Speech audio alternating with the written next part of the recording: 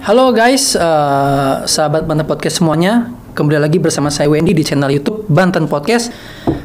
Di minggu kemarin kita udah bincang-bincang bersama GSBK UIN Banten terkait GSBK itu adalah UKM, ya dimana di bawahnya itu ada unit-unit. Kemarin itu yang kita undang adalah GSBK dari unit band, yang mana mereka merilis mini album. Dan kali ini adalah mungkin dari unit seni rupa, beberapa orang, mungkin ini semuanya yang hadir di sini adalah mahasiswa-mahasiswa UIN yang mungkin itu entah ketemunya di mana gitu kan, membentuk komunitas lain. Kita juga akan tanyakan seperti apa, dan mereka-mereka ini bergelut di bidang seni rupa, atau sekarang mungkin ada yang modernnya juga ya. Kita kenalin satu-satu. Yang pertama ada Kang Ijul. Ya. Kang Ijul, sehat Kang Ijul? Alhamdulillah baik. Nah sekarang terus di ujung sana ada Kang Aktar. Kang Aktar, sehat Kang? Alhamdulillah. Kang di sebelah saya ini ada Kang Dirga. Kang, sehat Kang? Alhamdulillah sehat. Nah ini kan mahasiswa UIN ya. Dari Kang Ijul nih udah semester berapa Kang? Alhamdulillah udah lulus. Woi, berarti sudah melewati fase-fase sidang skripsi ya? Alhamdulillah, yang dikit lah. Berarti ini mungkin ajang refreshing bagi Kang Ijul ya? Ya, jasanya kan belum turun. Nah, Kang Aktar sekarang udah semester berapa Kang? Saya sih semester 8 sekarang. Semester atas semua nih ya. Semester akhir berarti Kang ya, udah mau skripsi. Udah skripsi? Udah mau. Udah di ACC? Udah. Tinggal garap ya? Tinggal garap. Nah, terakhir nih Kang Dirga. Kalau saya sih besok sih alhamdulillah udah sidang. Sidang tapi kok podcast ini kan ya, gimana? Santai aja gitu kan. Santai ya. Dibawa enjoy sidang mah ya. Rekomendasi kajur kan. Cuman sekali doang. Sekali doang. Langit. Umurnya rata-rata berapa nih? 22 tahun. Kalau saya 21, ya. Kang Dirga 22. Nah, jurusannya Kang Ijul di UIN jurusan apa Kang? Aku jurusan hukum ekonomi syariah. Hukum ekonomi syariah ya katanya. Kang Arga Kang Aktar? Kalau saya dari Tadris Bahasa Inggris, atau biasa dikenal umumnya itu pendidikan bahasa Inggris. Waduh, jadi Inggrisnya kayaknya jago nih Kang. Aduh, biasa aja. Diam-diam menganyutkan ini kan. Lu Kang perkenalkan diri dengan bahasa Inggris dong, sama dong. Tunjukkan bakatmu. My name is Aktar Imi Rizky. Yeah. I'm from UIN Sultan Maulana Hasanuddin Banten. That's right. Kang Dirga, Kang. Jurusan apa Kang di UIN Kang? Kalau saya sih filsafat, akidah filsafat Islam, atau bisa disebut ya filsafat lah. Kayaknya berat nih kalau ngomong sama filsafat, nyerah kayaknya saya ngomong. Karena obrolannya politik ya. Next mungkin bisa ngomong nih. Agak lah. Kayak ngeri juga nih politik kayaknya nih ya. Aduh enggak deh. Nggak, filsafat tuh apa ya? Bisa dibilang tuh ngomongnya kadang suka aneh. Yeah. Sulit dimengerti. Mantan penganut kiri juga. Nah, biasanya kalian kok ngobrol sama Kang Dirga nih suka ini nggak? Puyeng nggak ngomongin ya? Kita kalau ngobrol lebih sering kayak tatap-tatapan aja sih. Begini bang. Udah saling memahami. Pakai batin ya. Ngeri juga ini kan ilmunya Kang Dirga. Nah, Kang, saya pengen tahu nih Kang Ijul, Kang Aktar, Kang Dirga. Ini kalian kan dari UIN ya. Kalian tuh emang temen nongkrong sebelum itu? Apa emang ketemu di kampus doang atau di luar kampus? Apa emang ketemu di GSBK atau seperti apa, Kang? Kita temen nongkrong aja sih, penghuni kantin lah sebutannya. Wih, kantin UIN. Ya, jadi kalau udah pada selesai kuliah gitu matkul, kan baik orang yang langsung pulang ke kosan masing-masing. Masih kupu-kupu. Dan kayak gitu kan. Ada juga yang kuliah rapat gitu kan. Nah, kalau kita biasanya. Kalau kita mah kuliah nongkrong aja sih. Kuno. Karena ada namanya kupu-kupu, kura-kura, sama kuno. Nah, jadi kalau kupu-kupu itu kuliah pulang. Nah, kalau misalkan kura-kura kuliah pulang rapat. Jadi kalau kita kuliah nongkrong gitu, kuliah nongkrong baru. Ada kursinya tapi kan? Ya, ada. Tapi kadang-kadang kau pegel jongkok sih. Apa nggak kebagian kursi? Kursinya deh. Nah, terus kalau tadi kan sebelum kita podcast kan udah ngobrol-ngobrol sedikit ya terkait Kang Ijul ini kan, bosnya Kang Ijul emang alumni dari GSBK ya. Kang Ijul? Belum bisa dibilang alumni GSBK sih, soalnya belum LPJ-an. Harus LPJ dulu ya? LPJ dulu. Harus turun dulu. Tapi di Gisbika sendiri Kang Ijul sebagai apa, Kang? Aku salah satu menjadi bidang kreatif di Gesbika. Kalau Kang Aktor sama Kang Dirga di Gesbika mahasiswa biasa aja? Biasa sih. Di tahun 2000 berapa ya? 2022. Alhamdulillah pernah ikut garapan tahunan yang ada di Gesbika gitu tuh. Nah, jadi pernah jadi cuman kayak partisipatif aja gitu tuh. Sehingga latihan berapa bulan tahu itu tuh Gesbika itu seperti apa, kehidupannya bagaimana, gini ya gitu sih. Tapi nggak masuk organisasinya. Nggak masuk organisasi. Kalau Kang Aktor sendiri emang mahasiswa, emang kumpul-kumpul sama mereka ini ya? Ikut abang-abangan Wah, aja. ini kenapa? Karena emang Kang Aktor ini paling junior bisa dibilang. Paling muda. Paling muda gitu. Yang lain udah mau lulus, baru bisa skripsi. Cuman sama-sama mereka juga ikut organisasi internal kebetulan. Mereka di Kominfo Dema. Di BEM kampus Mega, mereka bagian Kominfonya. Kalau Kang Aktornya sama ini Sama berdua. berdua. Keren, oi. Kominfo loh. Kominfo sebutannya Bang. Kominfoan aja. Nggak beneran, nggak komdigi juga. Boleh. Iseng-iseng. Nah, kalian ini katanya di luar juga buat komunitas lain kan? Apa Homie Strike ya? Homie Strike. Nah itu apa sih Homie Strike tuh? Tadi sedikit nanya manusia di jalan lurus apa tadi? Manusia yang berada di jalan lurus. Sebenarnya gini nih, apa sih namanya, kan awalnya kan kita yang tadi kita obrolin pertama kuliah nongkrong Iya. gitu kan ya. Nah, cuman mikirnya kayak masa ya sih kuliah nongkrong doang gitu, cuma ngabisin kopi, ngabisin uang gitu. Nah, dari situ kita pengen kayak bikin kolektifan, kegiatan-kegiatan yang dimana nantinya bakal feedback balik ke kita gitu. Nah, yang alhamdulillahnya dari kita nongkrong itu saling bagi sharing, perihal dari musik gitu, kesenian dan segala macam yang notabene kita kan punya apa sih namanya kesukaan masing-masing gitu ya. Dari segi musik kita beda-beda, dari segi kesukaan kayak saya lebih suka seni rupa, mungkin dia lebih suka desain grafis gitu kan. Nah, dari situ kita kayak saling sharing. Ya alhamdulillah ya, dari kegiatan itu sempat bikin beberapa acara ya, kayak kolase ngajak anak-anak maba, habis itu bikin beachcraft, kayak mural-mural gitu juga. Ya alhamdulillah dapat feedback ke kita juga gitu dari pembelajaran tadi. Mas Dirga gitu sudah bisa Mas Dirga ya? menjadi salah satu apa sih namanya desainer gitu kan. Mas Akhtar juga, aku juga alhamdulillah, terus juga sekarang Homie Strike tadi lagi pengen ada proyekan mural gitu kan. Jadi yang mau di mural gitu bisa ke kita gitu. Berarti yang penggerak dari Homie Strike ini pertama itu Kang Dirga ya, punya ide buat Homie Strike ini ya? Iya. Wes. Kenapa Kang Dirga bisa kepikiran tadi selain yang dijelasin itu, emang karena iseng-iseng doang kah? Bagaimana? Nggak iseng-iseng sih, cuman kayak nggak tahu lagi apa, ngeliat lagi mereka ngobrol gitu pernah di mana. Jadi keinget pas di motor, kok kita ini nongkrong tapi nggak buat apa-apa gitu ya. Jadi nggak ada output juga nongkrong kalau kayak gini-gini gitu kan. Ngerokok ngopi gitu aja lah. Jadi sehingga kayak satu bete yang gini-gini aja, nggak ada apa ya, nggak seru lah menurut kalau pribadi saya gitu, nggak seru. Sehingga yuk dicoba yuk buat ruang yang baru nih gitu. Di ruang yang baru gini kita ubah beberapa bukan aturan ya, jadi kebiasaan buat movement yang mungkin di kampus tuh taunya masuk organisasi itu ya politik kebanyakan seperti itu ya di UIN. Nah jadi di UIN sendiri notabene yang ngeliat organisasi itu pasti prospeknya ke politik, sehingga kita membuat ruang yang dimana lo bebas lo di sini, kita alternatif bisa berkreasi, bisa bisa pokoknya ruang ini deh, ruang apa namanya, ekspresi dinamis, ekspresi dinamis aja gitu. Berangkat dari kita bertiga, lalu ke apa aja nih gerakannya, apa aja nih, ngapain aja nih. Nah, ya udah deh isinya kayak gitu tadi yang gitu. Tadi Kang Ijul basicnya di seni rupa murni ya. Itu ngapain Kang? Kalau aku pribadi sih lebih ngelukis sih. Cuman sempat belajar beberapa mahat gitu sih. Mahat susah nggak sih mahat itu? Susah, pegel. Susah ngelukis apa mahat? Mahat sih. Suka ngelukis apa mahat? Lebih suka ngelukis.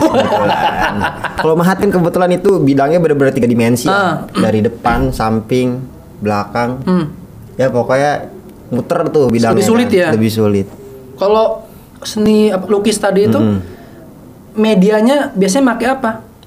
Biasa pakai kanvas. Cuman kadang suka gambar apa adanya sih, misalnya ada kardus tuh.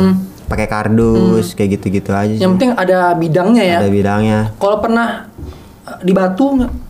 Enggak, ntar takutnya 10 tahun kemudian dikira prasasti ya.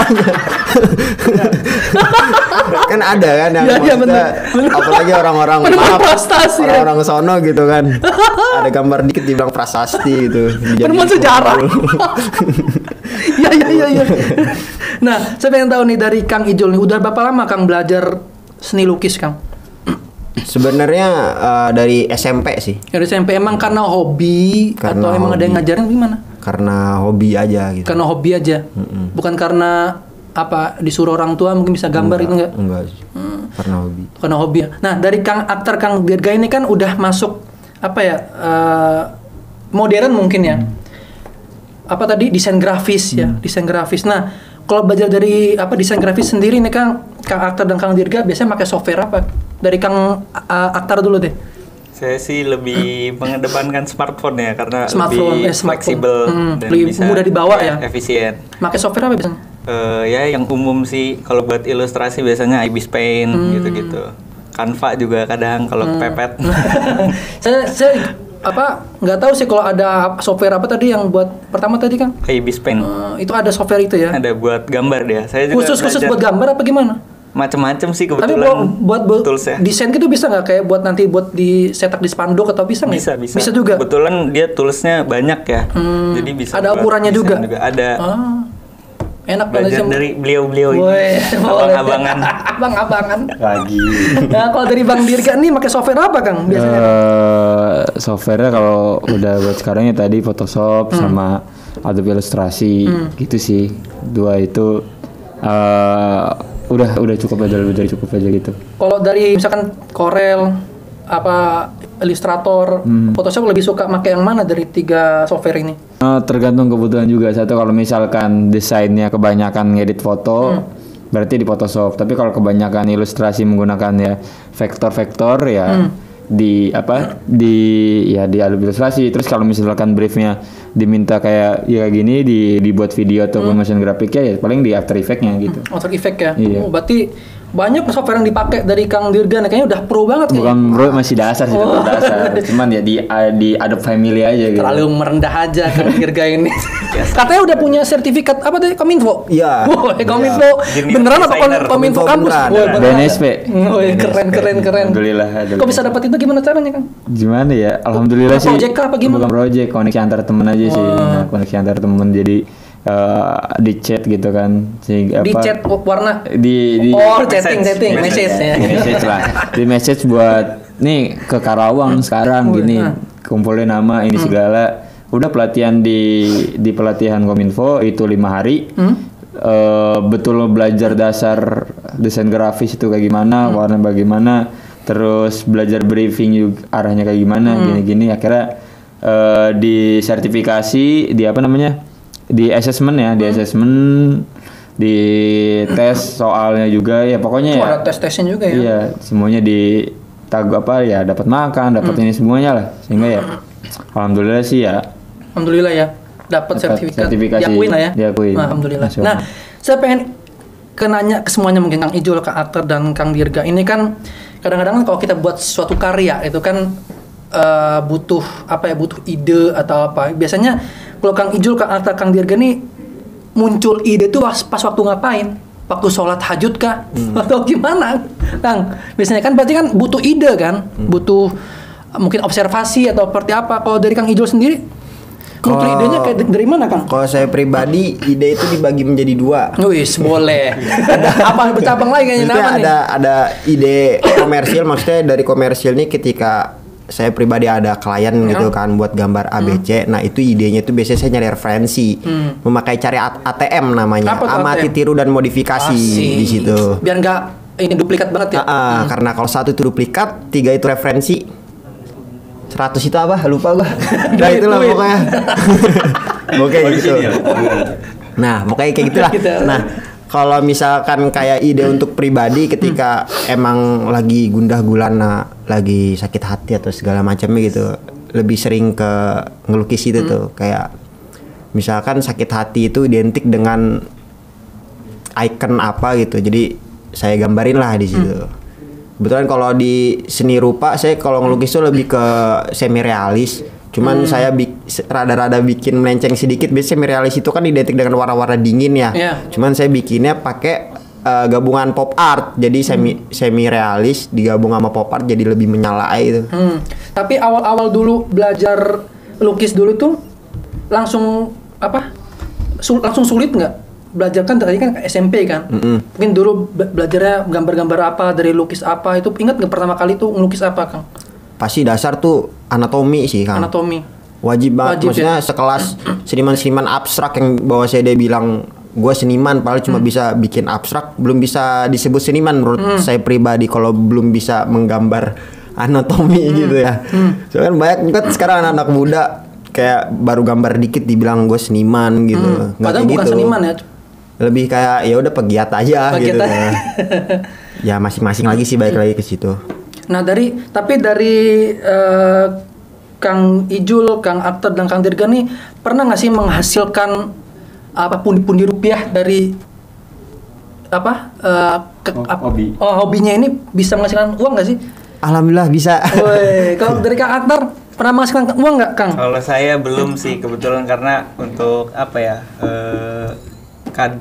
beberapa waktu untuk ekspresi diri aja, kadang juga buat kebutuhan organisasi kadang-kadang komunitas gitu-gitu. Dari Kang Dirga sendiri Kang? Alhamdulillah sih ya, alhamdulillah aja ada. Alhamdulillah aja ada ya. Tapi sering kayaknya nih, kayak ngeliat dari mata diam-diam senyum-senyumnya itu mencurigakan. Senyum karir. Senyum karir kayaknya. Beda aja. Alhamdulillah ada. Ada ya. Alhamdulillah. Banyak tapi kan? Ya kan kalau misalkan bukan kerja gitu, hobi ini yang buat difokusin ke cari rupiah. Itu kayak misalnya desain gitu kan, kita nggak bisa nyari klien. Ya lu mau gini nggak, gini nggak. Paling kalau sependek pengalaman saya ya mereka yang datang gitu tuh. Caranya ya itu tadi, kecuali buka kelas. Nah kalau buka kelas pasti kita nyari klien gitu. Nah tadi saya lupa nih, tadi kan Kang Icul tadi kan udah nyari ide-idenya dari mana. Kalau dari Kang Dirga sama Kang Aktor sendiri tuh dapat ide dari mana Kang? Dari Kang Dirga dulu. Boleh. Oke, kalau misalkan saya untuk misalkan kolektif nih, kalau kolektif tuh sesimpelnya misalkan Jul lu lagi baca apa, misalkan ntar lu lagi baca apa, gue lagi baca ini, yuk kita taruh tengah gitu. Taruh tengah, ya misalkan sharing gitu ya, hasil bacaan kita ataupun hal yang eksperimen pengalaman kita itu ya taruh di tengah, baru itu tuh dirungkum menjadi satu. Tapi kalau misalkan buat pribadi, itu berangkatnya dari keresahan tadi kan, dari keresahan, sehingga keresahan itu menimbulkan suatu nilai. Nah nilai ini kan butuh banyak variabel-variabel kayak misalkan data-data. Makanya data-data itu perlu dikulik lagi nih, kulik lagi, dijadiin satu, baru dijadiin di dialektif, maksudnya gimana ya? Dipilih-pilih nggak? Dipilih-pilih, di brief, akhirnya disesuaiin sesuai nggak sama keresahan dasar tadi. Nah baru bagaimana kan akhirnya di desain grafis kan banyak style. Iya betul. Banyak style tersebut. Mau style yang mana nih yang cocok gitu, baru nyesuaiin sama referensi mana yang ininya. Referensi itu jadi kalau saya mah targetnya terakhir. Jadi targetnya terakhir gitu. Yang penting keresahan dulu aja gitu. Udah dapat semua baru dituangin ya. Baru dituangin. Nah, kalau dari Kang Aktor sama nggak? Kurang lebih sama-sama mirip sih. Jadi tergantung kebutuhan juga. Kalau lagi misal bikin ilustrasi, kalau ilustrasi saya kebanyakan ya berdasarkan keresahan sih gitu kan. Jadi apa yang dirasain, terus kira-kira konsepnya kayak gimana gitu kan, ngebayangin. Nah tapi kalau misalnya kebutuhannya kayak misal poster dan lain-lain gitu, jadi itu tergantung pesan yang disampaikan, tergantung briefnya sih. Baru abis itu dicari referensinya. Emang 11-12 lah ya. Mirip-mirip. Emang harus dipilih-pilih juga nanti kan, setelah dicari-cari itu observasi lah pertama kan ya. Nah pernah nggak sih kalian ini misalkan kalian udah punya ide, udah punya observasi yang terus mau dituangin, tapi kadang-kadang di tengah-tengah jalan itu terhambat, entah itu karena pewarnaannya ribet ke atau seperti apa. Pernah nggak dari Kang Ijul punya ide tapi di tengah jalan buyar? Pernah sih, cuman bukan ke ranah susah atau enggaknya Iya. sih, ranah mager tuh biasanya mager tuh ya. sih Itu biasanya. kayaknya Pasti itu. kayaknya semua orang deh. Pasti ke situ sih. Terus Misalkan kalau kayak pewarna atau segala macam kan masih bisa kita Salin. ulik modifikasi lagi gitu. Cuma kan kalau udah kemauan kayak udahlah mager gitu. Makanya hilangin lah rasa mager. Kayak gitu nah pesannya. dari Kang Aktar gimana Kang? Kalau saya sih biasanya kalau udah stuck gitu ya bingung mau ngapain, Ngobrol, tinggalin ngopi dulu, dulu, ngopi ya dulu. tinggalin dulu cari kesibukan alternatif lain biar pas balik lagi tuh udah fresh mau ngapain, udah banyak ide Udah baru. banyak ide baru ya, emang harus keluar dulu ya dari Iya. zona nyaman baru Balik udah nemu, lagi. balik lagi gitu. Nah dari Kang Dirga sendiri Kang? Kalau saya sih misalkan ada garapan ataupun ya ada proyekan tentang yang banyak banget itunya, video apa konsepnya udah ada baru tengah jalan, tapi sebelum membuat itu kalau saya sih biasanya kegiatan sebelumnya nge-pair dikit waktu buat nggak terlalu berat.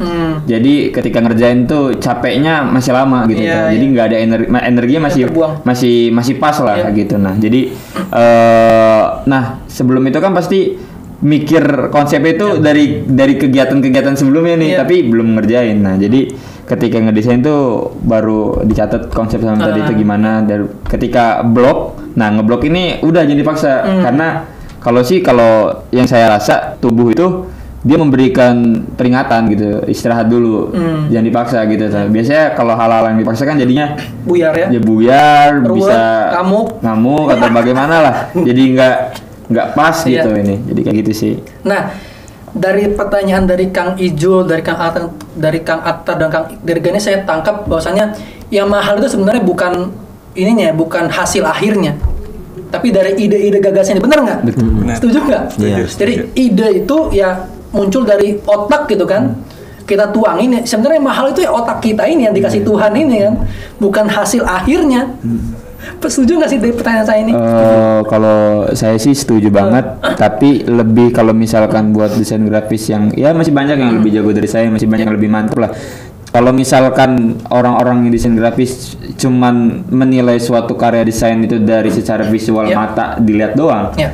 saya percaya sih bakal kemampuan desainnya bakal di situ aja. Iya, betul. Pasti harus ada namanya walaupun secara visual biasa aja, tapi proses produksian Iya. karyanya mantep banget dan butuh lama, butuh pencarian data Iya. ataupun banyak segalanya bisa dikatakan bagus dan bisa dikatakan ini. Jadi visual itu hanya sekedar bukan poin utama Iya. sih bareng. Luar biasa. Emang kayaknya udah siap banget kayak buat skripsi, buat sidang besok. Mateng bener kan. Alhamdulillah. Alhamdulillah. Nah, saya tadi tertarik sama sebelum podcast tadi ya, kita ngobrol-ngobrol dulu bahwasanya terkait pewarnaan nih. Pewarnaan entah itu seni lukis atau dari desain grafis ya pasti kan butuh ide dari pewarnaan kan. Nah, gimana sih cara Kang Ijul, Kang Aktar, Kang Dirga ini biar kadang-kadang atau seni kalau saya misalkan ya desain grafis dulu warnanya suka alay dan suka lebay. Nah, kalau Kang Ijul sendiri sama Kang Dirga, Kang Aktar ini gimana Kang biar warna itu nggak alay dan lebay itu seperti apa? Siapa yang mau jawab sok? Kang Ijul? Dirga dulu aja. Semuanya aja kali ya. Mungkin Mas Dirga bisa dari lebih ke segi desain grafisnya. Ya aku mungkin lebih ya ke boleh. apa yang- Dari Kang Ijul dulu, dari seni rupanya, dari lukis dulu deh. Kalau dari seni rupa sebenarnya itu warna bebas-bebas aja gitu ya. Kebetulan warna dibagi menjadi dua. Oh ya, itu lagi. Ada warna hangat dan warna panas tadi. Kalau warna panas itu tadi lebih ke warna-warna cerah. Yep. Warna-warna dingin itu warna-warna yang rada-rada gelap gitu. Sebenarnya dua konsep itu dua unsur itu, dua warna itu bisa dipadukan menjadi satu sebenarnya. Tapi balik lagi kepada objeknya. Misalkan emang si objeknya ini pengen lebih menimbulkan warna-warna dingin. Nah, yang warna terangnya tadi rada jangan banyak-banyak gitu. Nah, sebaliknya misalkan warna panasnya pengen jadi objek, jadi warna dinginnya jangan banyak-banyak kayak gitu. Baik lagi nanti juga pasti ngalir-ngalir juga sih. Iya. Kalau menurut saya warna mah masuk-masuk aja. Masuk-masuk aja ya. Beda lagi sama desain grafis kan Nah, kadang ini. nggak masuk gitu. Nah ini saya juga kadang ngerasain kayak gitu. Nah gimana Kang? Saya juga kasih gambaran juga Kang. Saya juga kadang masih belajar desain grafis. Oh iya, kalau misalkan soal warna sih satu secara dasar itu kan saya nggak perlu lah ngejelasin warna itu dasar frame-nya ada berapa gini-gini. Tapi satu pertama, misalkan kebutuhannya buat di digital aja pasti RGB, tapi kalau misalkan buat cetakan CMYK. Nah, jadi secara dasar sih kalau mainin warna itu harus ada namanya hierarki visual. Nah, hierarki visual ini di mana tadi yang kata Ijul yang kayak gini, misalkan gambar kayak gini nih, warnanya yang putih terlalu dominan dan yang kuning, contoh nih Banten Podcast contoh deh. Hierarki visualnya ataupun secara kontras ya, podcastnya warna merah, bacaan warna merahnya. Jadi secara orang melihat itu dia tertuju kepada warna yang satu dibanding warna banyak. Jadi ya penekanan soal rasa gini. Ini kan kalau warna itu berarti soal rasa gitu. Tapi kalau soal alay, pertanyaannya yang alay itu yang kayak gimana gitu. Nah, jadi mau warna terlalu terang banget ketika terlalu rame yang apa ya? Contoh kecilnya warna yang jarang menurutku jarang dipakai itu warna-warna kayak pink terlalu colok, kayak warna-warna diskotik yang dulu lah, zaman-zaman poster-poster zaman dulu lah, zaman-zaman dulu lah. Ternyata kan itu masih digunakan sampai sekarang di percetakan apa di samping-samping jalan banner-banner begitu kan, warna-warna yang begitu. Nah, jadi menurutku malah itu yang seharusnya yang kita, kalau diri saya itu yang harus diterima, karena itu yang sekitar kita, warna-warna yang seperti itu yang kadang yang memang lagi tren di sekeliling kita, tapi kita menyingkirkan. Jadi kalau bukan pesan sih, kalau saran saya sih untuk memilah warna itu ada yang namanya tadi warna yang hierarki visual yang inilah yang hidup. Jadi yang tua dan yang muda. Jadi misalkan fontnya warna muda. Nah, fontnya warna muda berarti backgroundnya warna tua. Nah, jadi kalau misalkan fontnya warna tua, backgroundnya muda, nggak boleh. Bukan nggak boleh ya. Kalau saya sih kurang kalau misalkan backgroundnya tua, tulisannya warna yang sama tapi tua gitu. Jadi nggak bakal kebaca. Jadi kayak gitu sih. Ini juga penyesuaian. Selain ilmu dari Kang Dirga ini untuk sahabat pada podcast, ini juga ilmu buat saya juga, Kang. Karena saya juga belajar juga dari desain grafis belum lama gitu, Kang. Kang Dirga kan udah punya sertifikat dari Kominfo gitu kan. Saya sebut lagi di Kominfo gitu kan. Dari tarik kan. Halo Kominfo. Bisa kali. Nah, saya juga tertarik sama Kang Akhtar dan Kang Dirga nih. Kang Akhtar dan Kang Dirga nih pernah nggak sih mencoba untuk buat animasi, misalkan kayak masuk webtoon misalkan. Kita sebut aja webtoon. Pernah nggak kepikiran untuk masuk sana, Kang? Bikin vektor kan itu kan salah satunya. Kalau Kang Akhtar pernah kepikiran nggak, Kang? Belum sih kalau saya, karena kebutuhan saya kebanyakan untuk personal aja. Buat sendiri ya? Ya, ekspresi aja. Dari Kang Dirga? Kalau saya sih apa ya? Itu kan webtoon itu kan komik kan. Nah, jadi kalau komik sih karena saya itu memang dari dulu berangkat dari ngegambar sehingga hanya fokus di dunia visual yang enggak karakter. Nah, kalau misalkan karakter bisa ke Ijul dong. Ke Ijul ya. Jadi Ijul kan pernah punya karakter ya, strip ya, komik strip. Jadi ya dia tuh yang biasanya yang lebih cocok nih kayaknya. Coba Kang Ijul, tertarik nggak Kang Ijul? Apa tuh? Ya tadi itu. Kebetulan aku juga sempat bikin komik strip, cuman di Instagram aja gitu, kayak model-modelan tai lalat gitu kan. Model tai lalat gitu. Pernah kayak itu bikin juga? Pernah bikin, cuman stuck di ide. Obrolannya itu tuh ya, cerita. Ya kadang-kadang memang bikin narasi berarti kan ya. Iya. Kerjanya double ya, udah mikir narasi, udah skripsi juga. Skripsi diungkit lagi. Dulu Pak gitu. Nah, tadi kan saya ingin tahu juga Homie Strike ini kan ya, katanya punya project, katanya bikin mural ya kan. Mural itu kesulitannya di mana? Di perizinan kah atau di apa sih mural itu? Atau sama nggak sama vandalisme? Rada beda sih. Kalau mural ya kesulitannya itu yang pertama negosiasi dengan klien gitu. Kebetulan kalau di Homie Strike sendiri kita ada manajemennya, Mas Dirga gitu kan. Itu bagian ngobrol sama klien gitu kan. Nah, kalau perbedaan sama vandalisme ya mungkin perihal vandalisme Mas Dirga lebih paham gitu kan ya. Cuman emang berbeda gitu. Mural lebih ke jasa. Kalau vandalisme lebih ke yang tadi pengerusakan atau apa coret-coret tanpa izin. Kalau mural pasti udah ada izinnya karena ada orang yang minta jasa mural itu. Kalau vandalisme mungkin bisa dilanjutkan. Gimana Kang? Coba Kang sebutin lagi, dijelasin lagi Kang terkait mural dan vandalisme nih Kang. Proyek kalian itu kan. Apa ya? Kalau vandalisme kan kalau dikutip dari dulu itu vandalisme suatu gerakan ketika yang zaman Roma itu ada suatu suatu tempat yang dikucilkan ketika Roma itu lagi rame-rame tentang memajukan dunia kesenian, seni patung segala. Nah, ada suatu kelompok yang saya lupa atau bagaimana gitu ceritanya, itu menghancurkan dengan segala pameran tersebut. Nah, jadi menurutku soal vandalisme itu bisa disebut sebagai seni yang ekspresi sih, bentuk ekspresi. Nah, ekspresi yang nggak bakal mungkin ya, yang seharusnya nggak bisa nggak bisa dipaksakan ditaruh di mana. Nah, karena sampai sekarang vandalisme sebagai bentuk ekspresi, kadang orang yang punya hobi di dalam dunia gambar ataupun visual ya dia di mana-mana aja, karena ada beberapa tempat yang nggak boleh, ada yang ini ya dengan cara ya berangkat tanpa izin, tanpa apa ya, untuk menyuarakan. Kebanyakan vandalisme itu kan menyuarakan, ataupun ya tadi ada yang tagging yang sesuai ini doang, ngerusak gambar orang yang tadinya bagus, jadi jelek, jadi ya ketimpa taggingnya dia, ketimpa karakter dia gitu ya. Dan memang di jalanan kan vandalisme memang nggak ada aturan kan, nggak ada aturan kalau di dunia street tahu ya, street rule lah sebutnya. Street rule itu nggak ada aturannya, jadi ya nggak masalah selagi bukan di tempat masjid. Iya benar, kalau itu marah pasti orang-orang ya. Jadi ya ada beberapa tempat yang seharusnya kalau logika dasar basicnya nggak perlu lah di situ.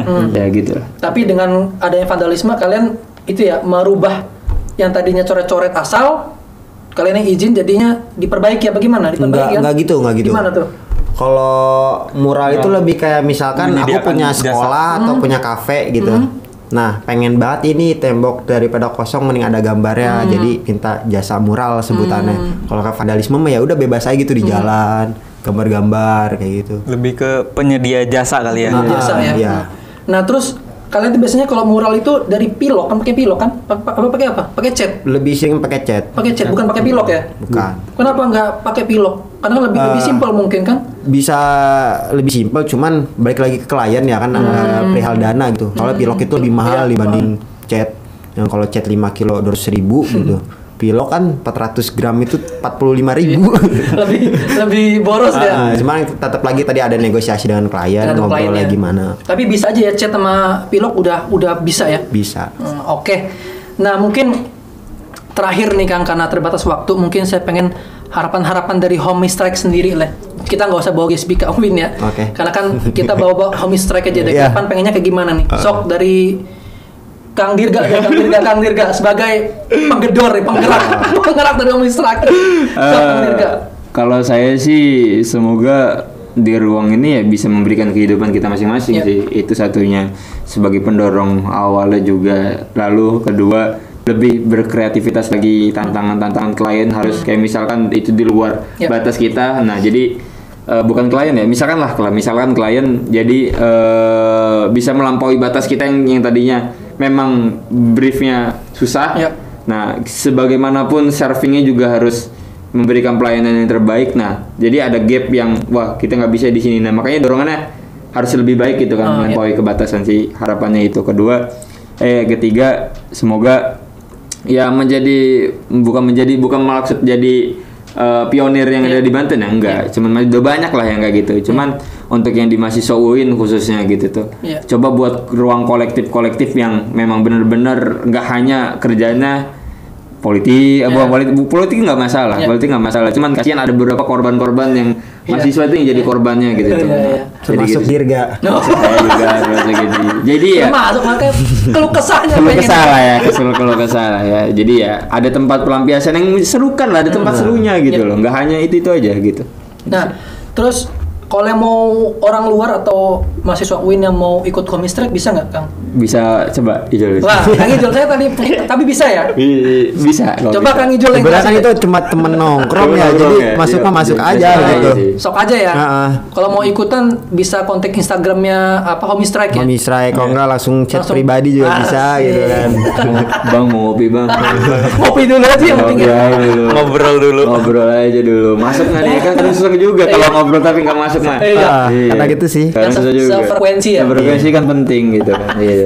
Oke, sahabat Banten Podcast, Sekian bincang-bincang sama Kang Ijul, Kang Aktar, Kang Dirga.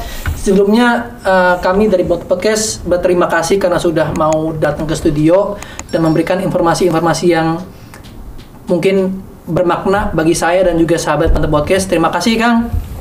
Sahabat, sekian bincang-bincangnya. Kurang lebih mohon maaf. Assalamualaikum warahmatullahi wabarakatuh.